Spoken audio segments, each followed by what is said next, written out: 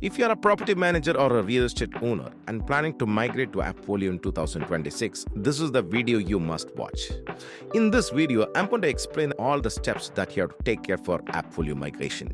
Once you log into dashboard, first one of the things would be to make sure you create the users. If you go to general settings, you have all these options where we will make sure all the users are there, lease templates are specified, PDF templates such as your 5-day notice, 10-day notice, all those templates have been set.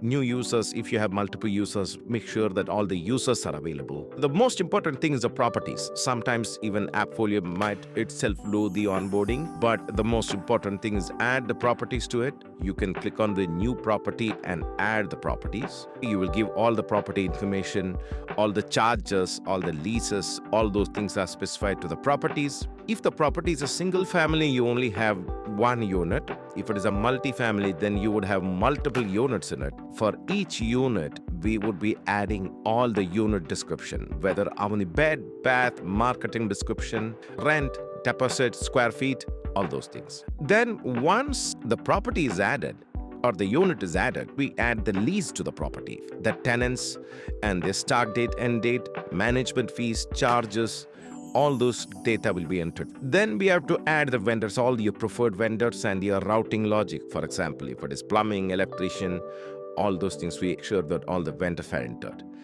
Then the accounting. The most important thing is the accounting, where we make sure all the chart of accounts are up to date, all the payments are ready. If you have historical transaction migration, we'll also take care of that. For example, you are in the middle of 2025, you want all the 2025 transactions to be migrated. Then we would sync between bank records of QuickBooks, whatever is the old system you have, into AppFolio so that the AppFolio system is accurate. If you're not going to do a financial transaction migration, you are going to do a cutoff date, then you can just set up the chart of accounts, and from the next year, you can specify the bills coming in, charges. If you specify your leases and charges, it will automatically show up. This is the maintenance. All the work orders, it's an ongoing process. The communication is where most of the time we communicate with the tenants, vendors. All the communication will be happening here. You have two options, either communicate with the communication tab or at the tenant or vendor level. For example, if you go to the tenants and pick a tenant, you have a communication here too. You will have all the text messages, all the emails available here. When you sign in, you have everything ready for the live. All the owner statements are accurate.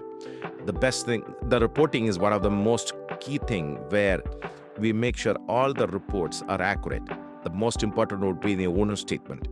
On the 5th or 6th of the month, when you issue your owner statement, we make sure that they are accurate. For all the tenants, we also make sure their owner portal is activated. Tenant portal is activated for the tenants. Owner portal is activated for the owners. Follow with them. Make sure they all follow this process.